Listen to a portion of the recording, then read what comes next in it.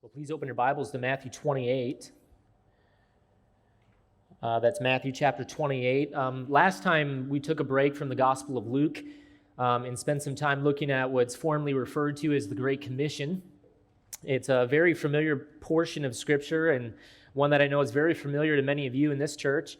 And so in light of working through Luke chapter 5 and seeing Jesus there gather his very first disciples, where it's recorded that they actually leave everything and then follow him, I thought that it would be helpful to spend some time reminding ourselves of what that mission is. And so remember that this was a mission not just for the original 12, but actually a mission that's been given to every single future disciple. That as generations come and generations go, what the church is to be about is the spread of the mission, but through this very important strategy that Jesus gives of making disciples. And so we explored this concept last time, and it was probably the most definitive passage on discipleship in the Bible, which of course is Matthew chapter 28. And so in light of that sermon a couple of weeks ago, I've actually gotten some pretty good feedback. In fact, I'd only planned to do just one sermon and hadn't really thought too much beyond that because we're already trending for about 10 years here in Luke, and so I don't want to just keep doing rabbit trails. But there were many reports of people being challenged personally and being forced to think through some of their decisions and some of the whys behind many of their decisions in life. And so I was very encouraged from that response, actually from both churches. Some people, in fact, are planning right now to make some real live decisions that before last sermon would have seemed pretty radical, but now not so much. And so again, I'm very encouraged and actually keep hearing things now almost 2 weeks later about that. And so I do hope people keep thinking and reflecting on some of these realities. And so one of the things that I was asked to do, though, by several people, in fact, was to consider maybe expanding a little bit on what was taught. They said they were challenged by what they heard and that it got them thinking in some different categories, apparently. And so they said that they felt they just needed a little bit more in terms of the how. And so they were encouraged, they were challenged to maybe start doing some radical things for the sake of the gospel and for the sake of the spread of the mission. But they're at this point, though, where it's not so much a lack of desire as much as it's just a simple lack of knowing how, knowing where to begin and putting some feet to some of these concepts. And so what I thought I'd do is just expand a little bit to try and fill out some of these categories.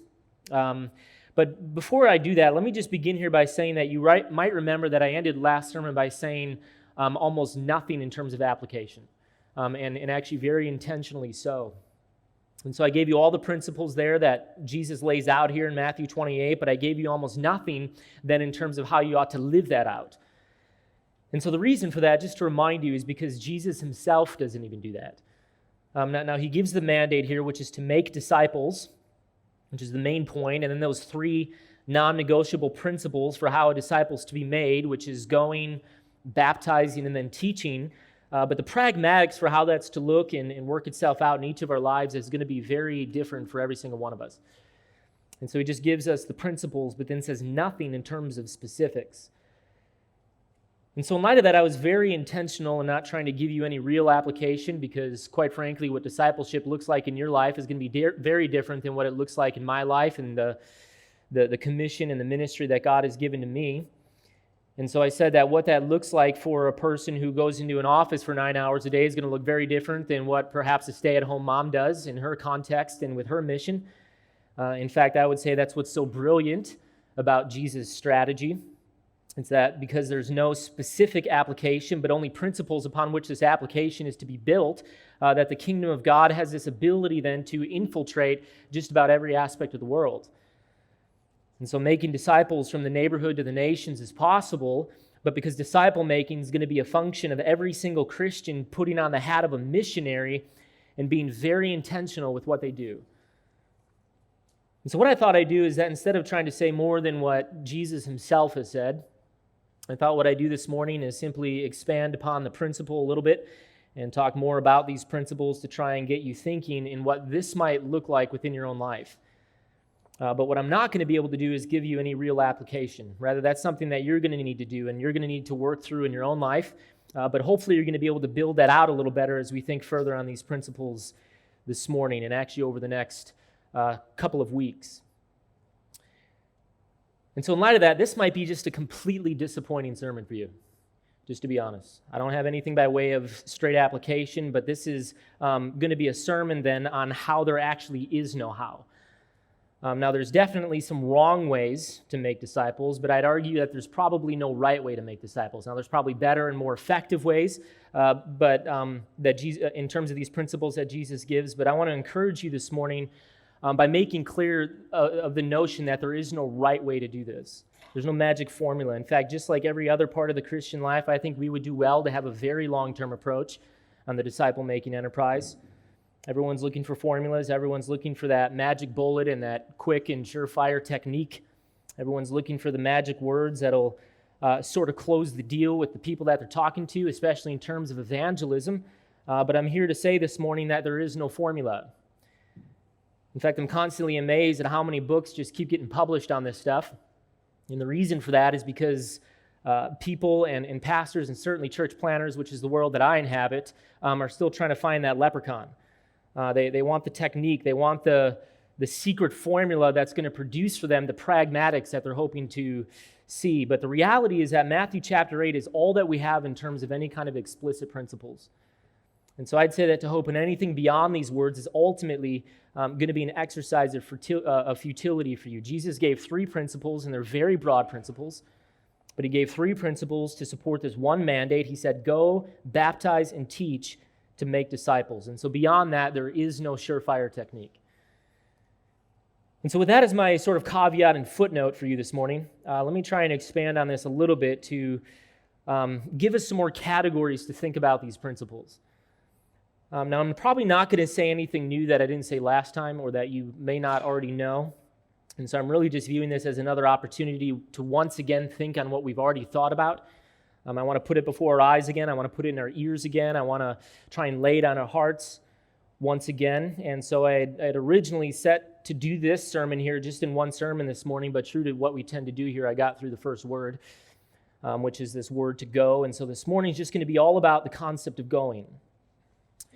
And so as I sat down to write this is just how it began to develop for me. And so this is basically just going to be some free wandering thoughts that I came up with on this. So hopefully it'll make sense to you. And so before we do that, let me just read Matthew 28 again and try and get our minds back into the cockpit, if you will, in terms of this very important mandate that Jesus himself gives. And so that's Matthew 28, and we'll be in verses 16 through 20. And Matthew, who, of course, was a disciple himself, writes these words. He says, "But the 11 disciples proceeded to Galilee, to the mountain which Jesus had designated. And when they saw him, they worshipped him, but some were doubtful. And Jesus came up and spoke to them, saying, 'All authority has been given to me in heaven and on earth. Go therefore and make disciples of all the nations, baptizing them in the name of the Father and of the Son and of the Holy Spirit, and teaching them to observe all that I commanded you. And behold, I am with you always, even to the end of the age.'" So just a very quick summary on this. You remember that Jesus directs his disciples to this mountain here, which he has designated, verse 16. And so remember that whenever Jesus taught something of significance in the Gospel of Matthew, he always taught it from a mountain. And so you got the Sermon on the Mount in chapters 5 through 6. You got the Mount of Transfiguration in chapter 17. You have the Olivet Discourse, which he teaches from the Mount of Olives in chapters 24 through 25, which is that phenomenal teaching about the end times. And then, of course, you've got this Great Commission here in chapter 28. And so this is the final direction and mandate before his ascent to heaven. And so it's a very important passage as Jesus is about to leave earth. And so whatever he's about to say, we would do well to pay attention. This is his final word and final directive for the disciples. And so not only is he teaching it from a mountain, but it's also the final thing that he's about to say before he enters glory. And so as the disciples come, you've got some who worship and yet some who doubt, as it says in verse 17. And so again, we talked about this last time, but remember the term here for doubt's not the typical word for unbelief. And so it's not the idea of rejection or a refusal to believe in Jesus, but rather it's the idea of hesitancy. It's the idea of skepticism or slowness to act, but in light of what a resurrected Messiah must now mean for the world. And so in the context of the Great Commission here, don't divorce verse 17 from 18 through 20. In fact, this is now their fourth encounter with the resurrected Christ. And so it's not a doubt in the fact that he is risen from the dead or that he truly is the risen Christ, but rather it's a slowness to act in light of what his resurrection now means for them. And so it's in light of this doubt and in light of this hesitancy that, of course, Jesus goes on in verses 18 through 20 to give some tremendous reasons for why a true disciple ought not to doubt when it comes to Jesus' desire to use them for the spread of the kingdom.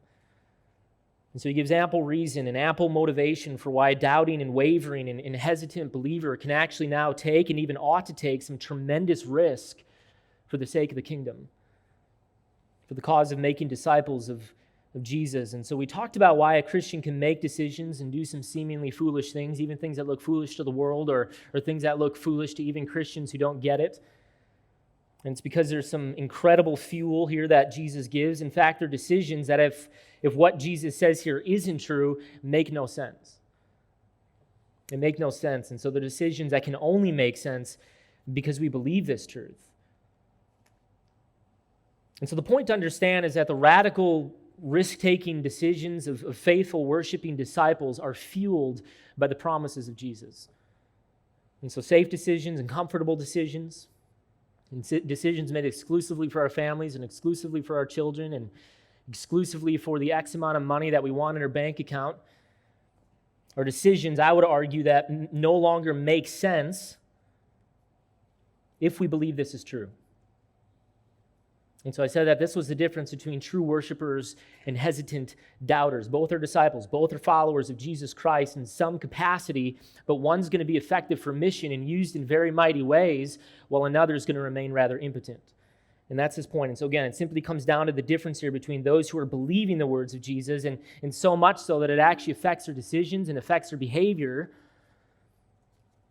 and those who simply understand the promises and can even assent to them as truth, but aren't yet willing to make a decision or take a risk in light of this truth. And so that's the difference. That's the difference between a worshiper and a doubter in the context of the Great Commission. Again, this has nothing to do with whether you're saved or not, but everything to do with your effectiveness and Jesus' willingness and ability to use you for the cause of his mission. And so I don't have the time here to rehearse everything that we covered, but in light of that, you'll remember that I gave a 3-point sermon, actually in light of Jesus' 3 points.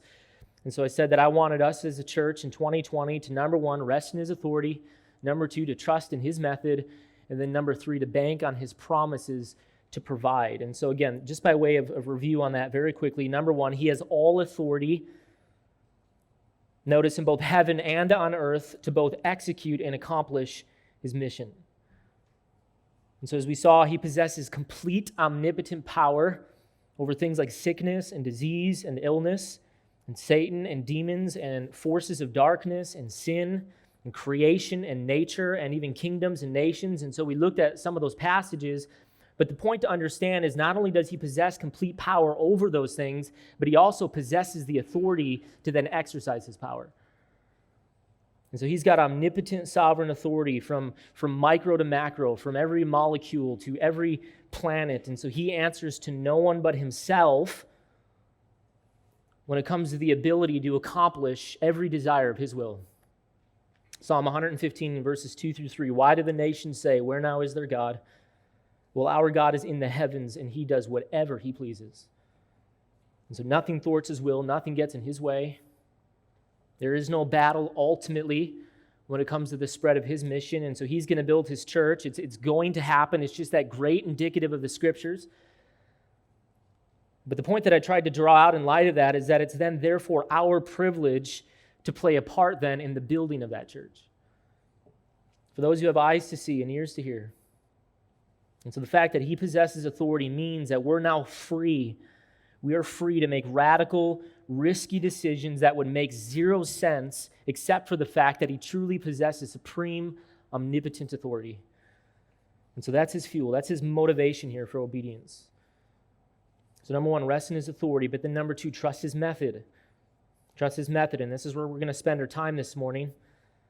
And so his purpose is to execute his mission, but his method then, as we saw, is to accomplish that mission, but through the exclusive means of making disciples.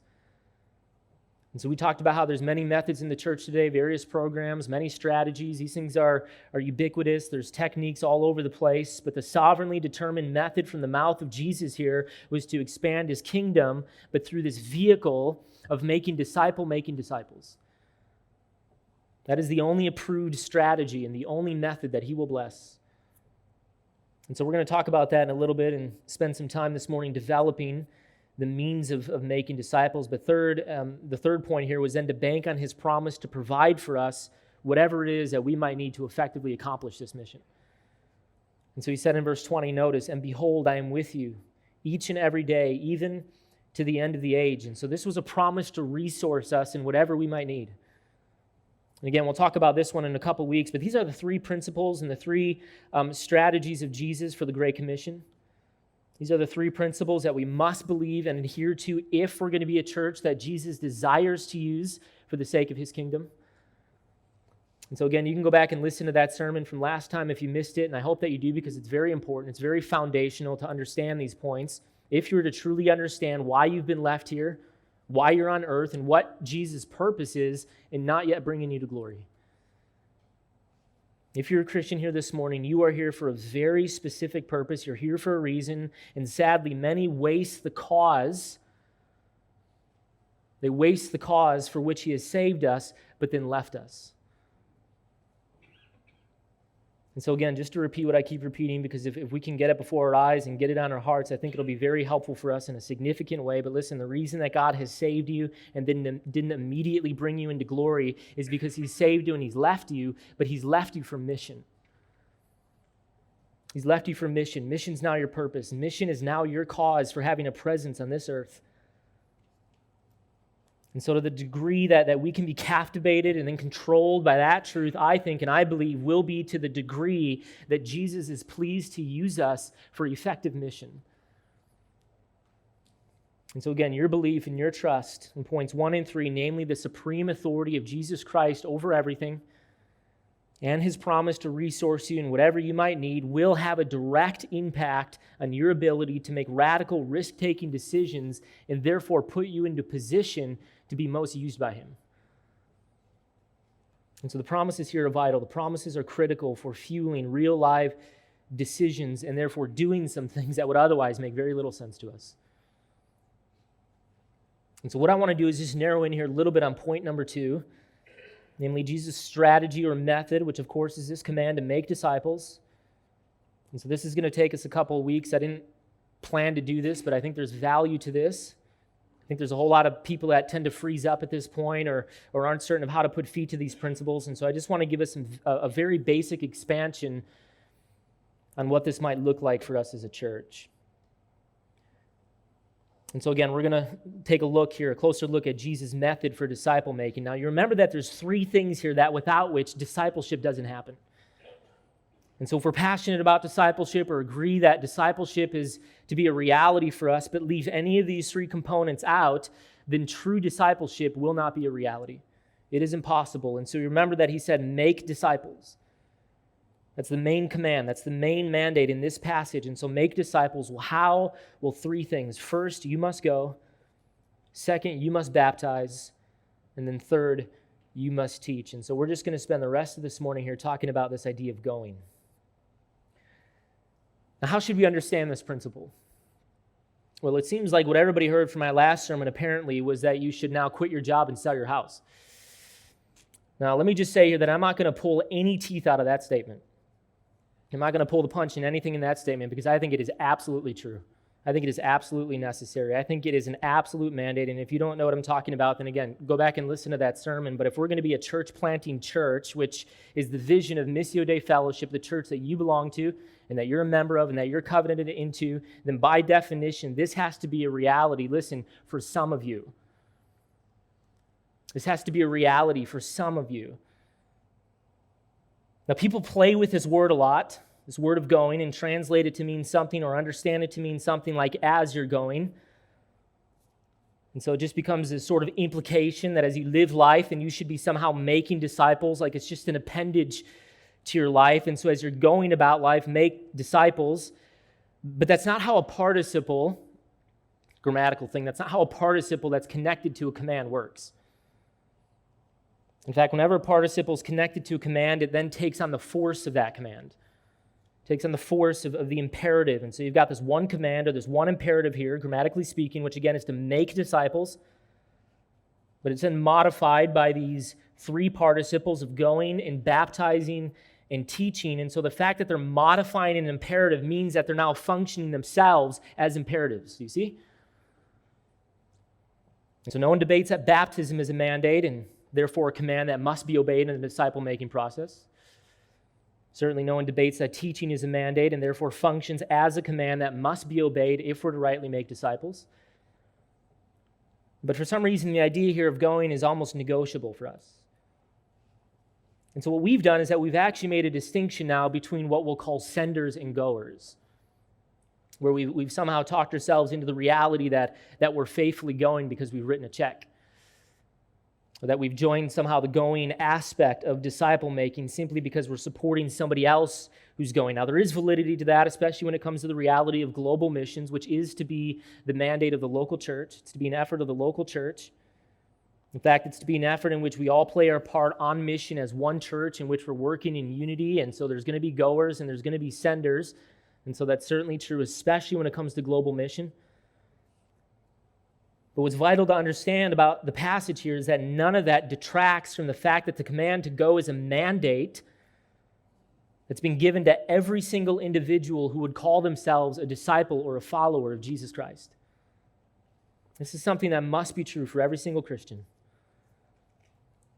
Now, we can discuss what the idea of going might look like in your life at a sort of practical level and the degree of that going, but this idea of going is not just an implication or a suggestion, but a command.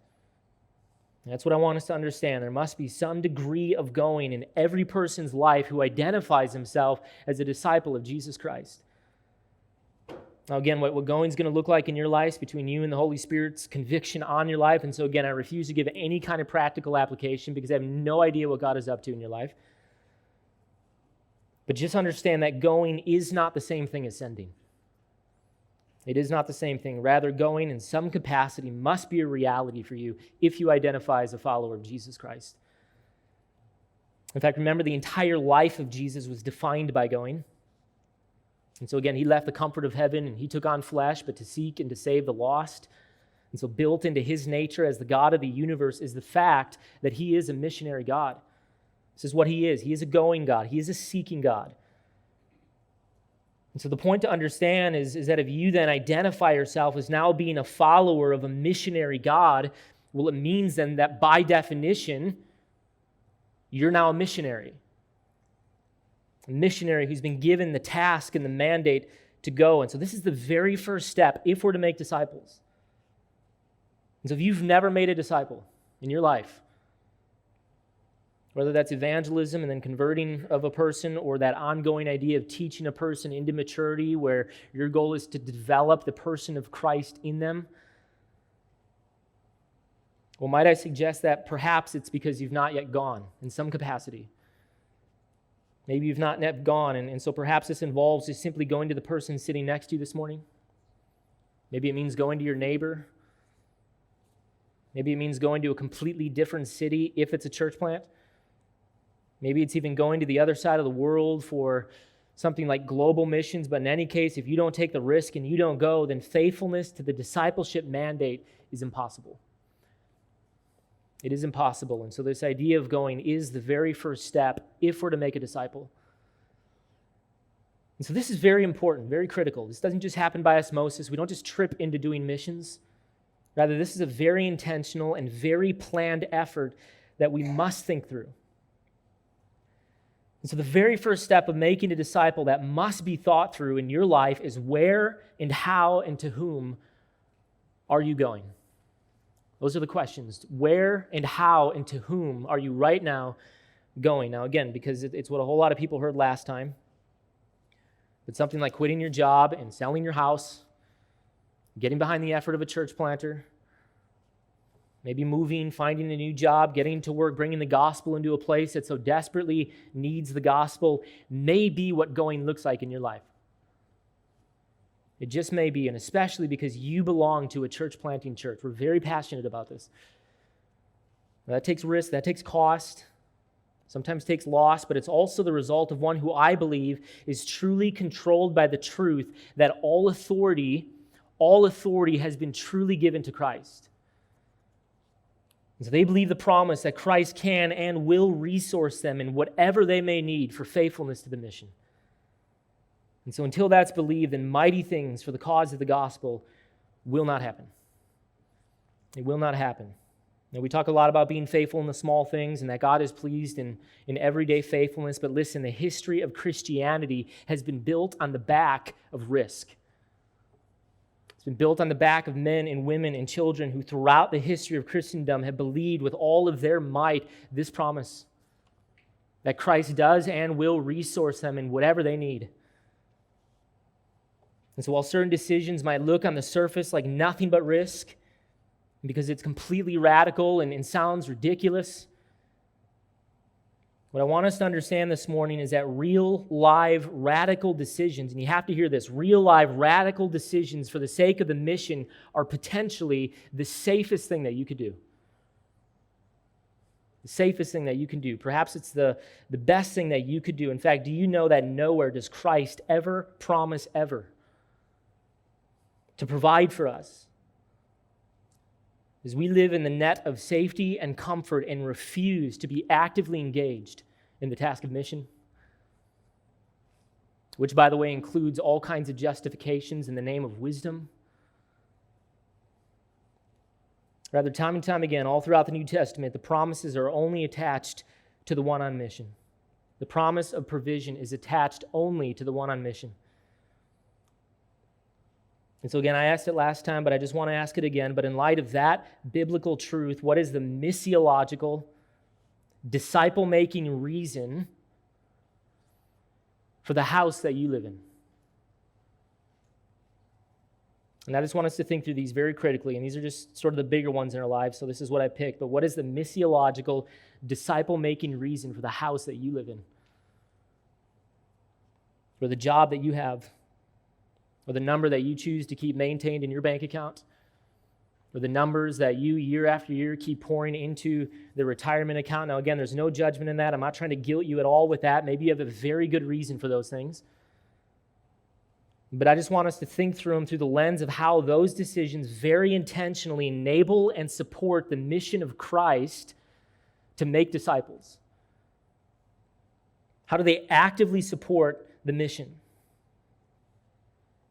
Or are they completely void of anything related to mission? Which again makes zero sense if you understand that mission is the only reason that you've been left here. If you're in Christ this morning, this is the only reason that you are here as a redeemed creature. In fact, I would argue that ought to make decision-making for us very easy, should it not? If everything is being constantly filtered through the lens of the disciple-making mission, I think it very quickly eliminates many stressors. How much stress and how much anxiety is caused by things that have nothing to do with the mission of Christ. And so how do these categories in your life either help or hinder the cause of mission? In fact, you've heard us talk about this quite a bit here, and I think it's such a helpful tool to do some self-examination. But one of the things that we'll often recommend for Christians to do on a regular basis is to self-examine their life to see if whether or not they're what we would call a fat Christian. Sounds offensive, it's just an acronym. F-A-T, fat Christian. F, faithful, A, available, and T, teachable. And so what we'll say is that all three of these components are necessary for Christian growth and therefore necessary for faithfulness to the mission.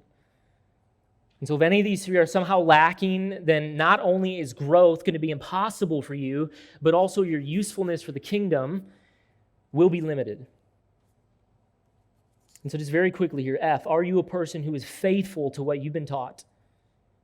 Are you a person who is faithful to what you have been taught? Are you a person who hears and then applies? Are you a person who learns and then does? Are you a person who's faithful with the truth that's been entrusted to you? Or are you one who simply buries it in the ground like the parable of the talents? Are you faithful to the things that are taught? Second, T, are you a person who is teachable? Are you a person who's teachable? Are you a person who's willing to learn and be instructed? As you humble yourself to hear the truth and listen to your teachers and listen to the pastors that God has sovereignly placed over your life, Are you a person willing to receive counsel? Do you trust the words of your pastors and the words of your disciplers? Or do you simply regard everything as merely suggestion that you could take or leave? Especially when it comes to instruction and the hard task of correction. So are you a person who is teachable? Absolutely vital if you're to grow in Christ and if you're to be faithful to his call. And then third A, are you a person who is available? Are you a person who's available? Now, you might be a person who's incredibly teachable and maybe even faithful with the little things that God has entrusted to you and the truth that's been entrusted to you. But if you have no availability, then I would question how faithful you can truly be. And primarily because if you have no time, then how are you able to carry out in any faithful capacity the truth that's been entrusted to you? Now, you might be growing in personal holiness and the spiritual disciplines and things like knowledge of the Scriptures, but that's just half of the Christian life. That's just half the Christian life. In fact, the Christian life's not primarily about you and your personal relationship to Jesus, but primarily about faithfulness to his mission. And so if you're going to be used by God in a mighty way for mission, then not only must you be teachable, not only must you be faithful, but you also got to make yourself available to now faithfully act upon the things that have been taught. And so again, fat Christian, faithful, available, teachable. And so I think it's a very helpful acronym to just do a regular self-examination. But when it comes to the Great Commission here and this idea of going, I think that one of the greatest mechanisms for why God may or may not be using you has nothing to do with your desire or even your gifting, but everything to do with your availability. And this is truly one of the greatest barriers of entry, I think, when it comes to mission in our context. Again, we live in a country in which it's so easy to silence the conscience by attending a gathering on a Sunday morning and then writing a check. So easy to do that. But I would argue that one of the greatest things that God blesses is when you intentionally create the space to now be used by him. And especially in the face of making radical, risky decisions to make that space.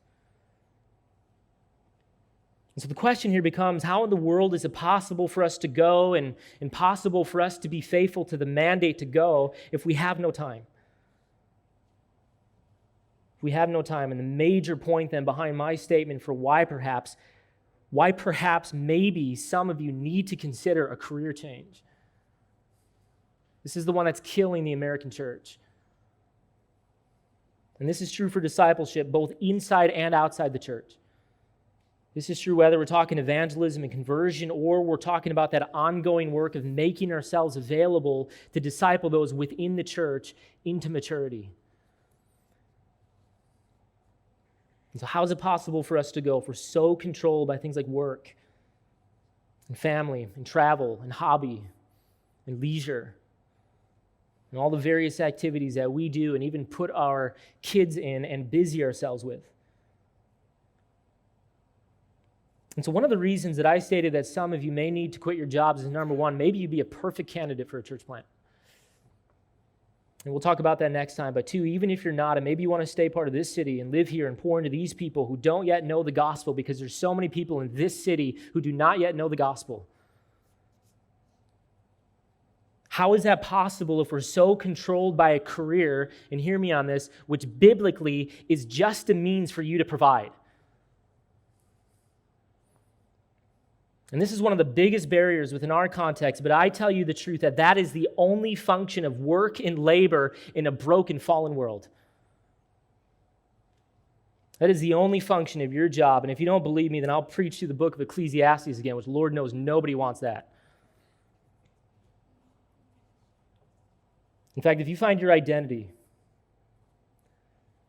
and your satisfaction and your purpose and your meaning and your greatest joy and your greatest reward coming from your career and the pursuit of your career, then we've got to have an entirely different conversation. In fact, the fear factor is high for the leadership of this church. If you just hear some of our conversations at times. But the fear factor is high for us when we think about the amount of people willing to make a radical decision for a career. In fact, the kinds of decisions that ought to define the ones that we ought to be making for the mission of Jesus. But it's amazing the kinds of things and the kinds of sacrifices that people will do for a job. And despite the fact that the purpose of work in a broken, fallen world is to supply you with what you and your family need, but as you take up the baton of Jesus Christ to carry out his mission of making disciples, the purpose of our fleeting labor in the grand scheme of eternity is to provide us with what we need for our very temporary needs. That is the purpose of work, if you claim to follow Jesus Christ. In fact, remember, the disciples in Luke chapter 5 immediately left their nets to follow Jesus, did they not? They immediately left their nets, which is just another way of saying that they left their career and even their very identity, which went back for generations. Talk about abandoning memories and security and identity. And so why could they do that? Well, because they understood that work was simply a means to provide. And so if they left their vocation for the sake of mission, they knew that Jesus would still provide. I mean, they pulled in the biggest catch of their life, did they not? At the word of Jesus. And so they knew without question that he had the ability to provide more than enough. He could provide more than enough. But hear me on this one. He could provide more than enough, but only in the face of forsaking everything for the sake of mission. For the sake of mission. In fact, you might remember from John chapter 6 where Jesus there is feeding a multitude of people. He's feeding 5,000 people, probably more. That's just men, so women and children. And he just starts breaking bread and creating fish out of nothing. And then there's this critical moment where he hands the food to his disciples for them to then do ministry. He wants them to serve the people. And so he gives his disciples the bread and the fish to hand out as they're to do the work of ministry. And then there's this very important detail. You might miss this, but then what's left over? Well, overflowing baskets of bread and fish, but there's 12 of them. There's 12 left over. And why 12? Well, because there's 12 disciples. There's 12 disciples. And so what was the lesson? What was Jesus trying to teach? Well, he was saying that he will provide more than enough, but hear me, for those on mission. For those on mission. And so the one who forsakes hobby and career and money and relationship and house and proximity to the pleasures of life, but for the sake of the mission, are the only ones, according to the words of Jesus himself, that hold any kind of promise for provision. It is on the path of mission that a person always finds the faithful provision of God. And so any pursuit that is not pursued on the field of mission is a pursuit that has zero promise attached to it. It has zero promise of provision attached to it. And this makes very little sense to us because we live in a very wealthy country. We live in a very wealthy country, and so we have made the exchange of thinking that God is providing for us when the reality is that we're simply benefiting from a very affluent culture. A very affluent culture. This is not a reality for most of the church across the globe. But biblically speaking, it is only on the path of mission and when we take the risk to go that ironically, that we have the full promise of Christ to provide us in whatever we may need. Whatever we may need, both personal needs and needs to fulfill the mission. And so listen, all of us as disciples of Jesus Christ are called to go. We are called to go. Some are called to the neighborhood, some are called to the nations, but we're all called to go. And so our faithfulness to that calling is always a function of our intentional efforts to make the space as we bank on these promises. To make ourselves available, to put ourselves into a position to actually be used by him. And so again, do we hold on to our stuff and our status that loosely? That as God has called us to go and we feel the burden to go, whatever that looks like in your life, knowing the needs and knowing the absolute absence of the gospel everywhere, but in light of that mandate to go, can we say yes? Do we hold on to our stuff and our status that loosely that as God says to go, we say yes? And so this is what I want us to think about. I want us to think about our careers. I want us to think about our hobbies. I want us to think about the various areas of life that might be hindering our ability to go. And so if you're not one who's been called to the nations, but you've been called to the neighborhoods, which, by the way, is the bare minimum of every single person who is a disciple of Christ. If you've not been called to the nations, but you've been called to the neighborhood, then I want us to think about the patterns and the rhythms of our lives that have created some barriers, have created those barriers to reaching the lost, to reaching our neighbors. And only you can answer that. Again, no judgment here. I'm just trying to give us some simple categories to think about these things and do some self-examination. And so maybe it's something as simple as that you live in a place that doesn't even have neighbors. My question for you, if you're thinking like a missionary, is why would you live there? If you're thinking as a missionary. Again, not casting any kind of legalistic command on you. I'm just asking the question and want us to think. But what is the underlying motivation that's driving us to so isolate ourselves from the thousands in the city that so desperately need the gospel that only you have? So as a pretty good introvert myself, who would love 20 acres of farmland, my question to you is, why would you live there? Why would you live there? And I don't have the time to work through the book of Acts to show how Paul and all the other disciples always went to the city as a strategy. They always went to the most densely populated areas for the purpose of reaching the masses. And so for those of us who are always sort of griping about the population explosion around here, the reality is that you ought to be rejoicing.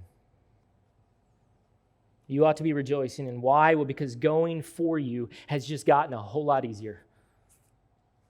It's just gotten a whole lot easier. If you're thinking like a Christian, as people pour into your context, in your neighborhood, your mission field has become profoundly ripe.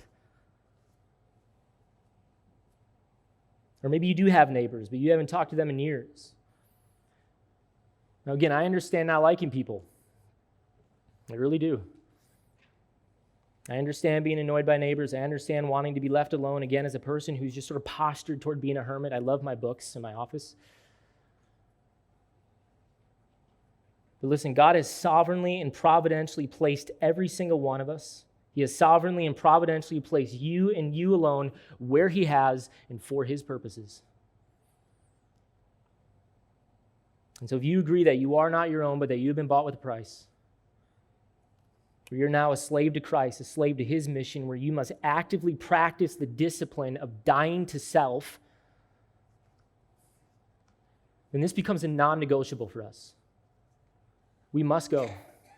We have to bring the gospel. You are the only one with the gospel, perhaps in your entire neighborhood and workplace and places of presence. And so if you're not going to the lost, then the question becomes, so who will? And who will? There is no one else. There is you, sovereignly placed by God Himself as a missionary and commissioned divinely for mission. And so we can get to the point where we stop viewing this life as home. Stop viewing it as home, but instead begin to view it as a mission field through which we're simply sojourning, where people aren't just people. They're not just people, they're creatures with an eternal soul who stand on the precipice of eternity and have no idea that they're walking off a cliff. Then I think that going should become very easy for us. It should be very easy for us. In fact, do you know that our country is now at a point that we're importing, not exporting, but importing a massive amount of missionaries from across the globe? In fact, the U.S., not long ago, used to be the number one sending hub of missionaries in the world, and in some ways it still is. But we're also now importing more missionaries than ever before. And why? Well, because the amount of unreached people on American soil is exponentially increasing. It's exponentially increasing. And these aren't just the unchurched or the de-churched, that is, people who left the church or people who just want to sort of revolt against the faith of their parents, but these are people who have never even heard the gospel. They've never in their entire life heard the good news of Jesus Christ in our country. And so now instead of us going to the nations, the missionaries of the nations are coming to us. They're coming to us because they're understanding how ripe this land is for mission. In fact, the U.S. by many missiologists is now considered to be the new Roman Empire, as they're calling it. In fact, just think about this. The reason that the gospel was able to spread with such rapidity in the Roman Empire and the beginnings of the church, and especially during the time of Constantine, but especially there in the beginning of the church, the reason it was able to spread with such rapidity, even though there was a growing hostility from government in certain ways, there was still a relative peace and freedom from the government, the freedom to practice religion, which is the exact situation of our country right now. And so while we don't necessarily have the government in our corner anymore, it still functions to provide a relatively peaceful nation where we can still speak of the faith. And many countries do not have that privilege. And so the missionaries are pouring in, but to get the gospel to the unreached of this country. And I wish I had the time to share some of these statistics.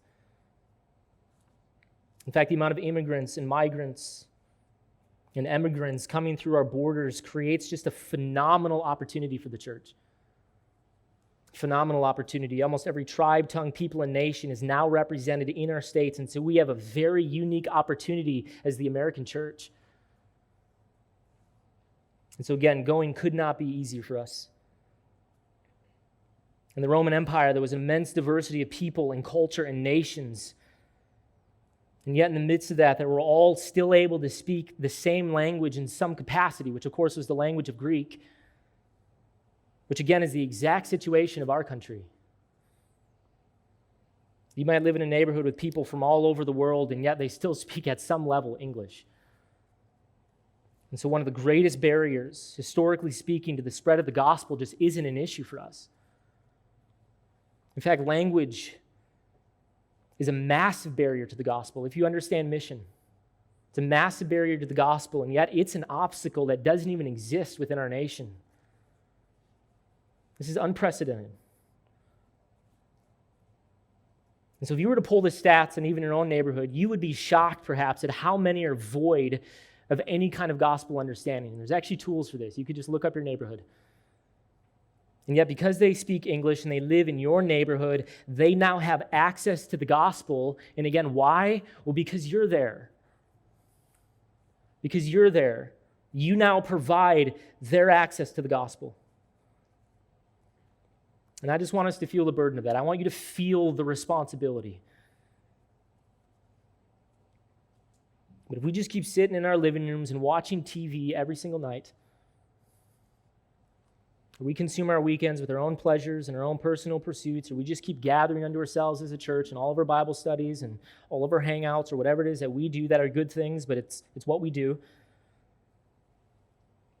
Or the patterns and the rhythms of our lives that for years have prevented us from reaching the lost, if those things do not change so as to free us for the sake of mission, where we exist for their access to the gospel and the providence of God, then in what capacity is faithfulness to the mission happening? And discipleship within the home is just a given. That's just a given. But we are commanded to go. And so that's the question that I want us to wrestle with. This is very practical for us. Why do we do what we do? Why do we shop where we shop? Why do we live where we live? And only you can answer that question, but make no mistake, in terms of the history of Christianity, obedience to the command to go could not be easier.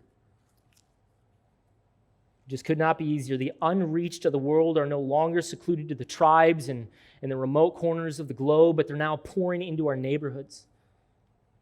They're pouring into our workplaces. They're pouring into our restaurants and stores and gyms and coffee shops and schools. And so faithfulness to this command could not be easier. And so this is why we exist. This is why we exist. This is why we're seeking to plant smaller churches in strategically located positions. I want our churches and community groups and individual families and people to strategically consider what they're doing. I want you to consider what you're doing. Why are we doing it? Why are we there? How are we reaching the lost? What are the barriers that are present? What do we need to do to overcome those barriers? And in what ways can we increase our capacity to go? In fact, these are the very questions that missionaries have to ask before they hit the mission field. They have to ask these questions. And so since we're all sovereignly placed missionaries within our contexts, then we have to self-examine and ask these questions. If we're going to be faithful, if we're going to put ourselves into a position to be most used by God, we need to be very critical as to why we do what we do. This is what it means to be a faithful missionary. This is what it means to be a faithful disciple making disciple. This is where it has to begin for us.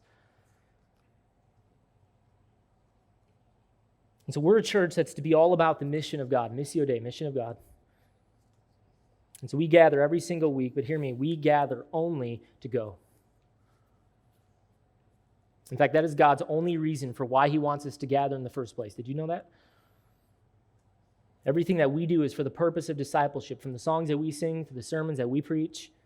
We gather to equip, we gather to spur one another on to love and good deeds, as Hebrews talks about, but that all falls under the umbrella of discipleship. And so we gather, but we gather to be filled and then be sent. And so again, for some of you, that'll be your neighborhood. For others, it'll be supporting the planting of a new church, because again, you belong to a church that is very passionate about church planting. And I'm just going to keep putting that one in front of you. It's just a phenomenal strategy to spread the mission. And so for some of you, it'll be supporting the planting of a new church as you move with your family and go with a team in the context of redeemed community, but for the sake of reaching a very lost community. And for others of you, perhaps it's even the reality of global missions. Perhaps God might place on your heart a burden for the nations. But whatever it is and whatever the burden, none of it's going to happen, and hear me, if radical, intentional, risk-taking decisions are not made. And risk-taking decisions will not be made until radical, intentional self-examination takes place. A consumer mentality will stifle our fruitfulness in the expanse of the kingdom. We do not gather for us. We do not come together merely to be filled, but we gather only to be equipped and then be sent. And so the Christian life is to be one of continual, strategic, missional effort. I do not want this church to waste the gift that it has. I don't want it to waste the resources that it possesses. I don't want it to waste the time that it has. We're given a very short run in this life. And so I want us to be a church that so identifies with the passion of its Redeemer that, again, we make decisions and do things that can only make sense because we truly believe that he has redeemed us and that he has redeemed those who are lost. I want us to be a church that believes he'll resource us in whatever we might need. But Jesus says to count the cost. He says to count the cost because this is what he means when he says, follow him. This is what he means when he says that you cannot be his disciple if you're not willing to forsake, and here's the key word, if you're not willing to forsake everything. He's very passionate about his mission. He's very passionate. In fact, so much so that he died for it. And so we're going to talk about this more in a few weeks, but listen, he will provide for you whatever it is that you may need to accomplish this task. Do you believe that? That's the question. Are you motivated and controlled by that promise? And so my hope and my prayer for this church for this year is that we begin to think in some very radical categories for what this idea of going might look like within each of our lives. We do not exist for us. We are not here for us. We are here as ambassadors of the King who have been given a very high calling, and it's a calling that's to fuel mission. And it's a calling that's been fueled by his supreme authority. And so may we as a church exist in a state, and I really want this to be true, let us exist in a state of discontentment, both corporately and individually, until we see God using us for some very significant things. And so my hope and my prayer is that we be a church that is sold out to the command to go. This is where it must begin. So where Christ himself says that the Great Commission must begin if we're to be useful for the kingdom.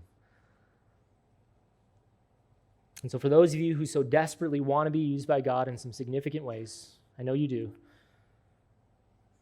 My exhortation to you is to consider how your usefulness to God must begin with some kind of risky decision to go. It's where it must begin. And next time we'll take a look then at what this means then to make disciples through this principle of teaching. Let's pray together. And so, Father, I do pray that this will be true of us. I pray that it be true of us. May we not walk out this morning unreflective of this calling to which we've been called. May we lay down and be done with lesser things and the many temptations and distractions that so often capture our affections. May we love this mandate. May we love even the prospect of being counted worthy to do something risky for the cause of the kingdom. May you use these people in this particular church to accomplish exactly what you desire to accomplish within our context and within our communities. May you burden the heart of many here this morning in this very room to live in a state of restlessness until they finally see themselves being used by you in some very mighty ways. May a holy discontentment be the air that we breathe until we see you using us. So shape us and fashion us, I pray, into the people that you desire. Make us a people ready to serve, ready to be used by you in the expanse of your kingdom. And may this be the unifying desire of our hearts as a church. As I ask these things for your fame and for the fullness of our joy in the gospel of your Son. In Jesus' name, amen.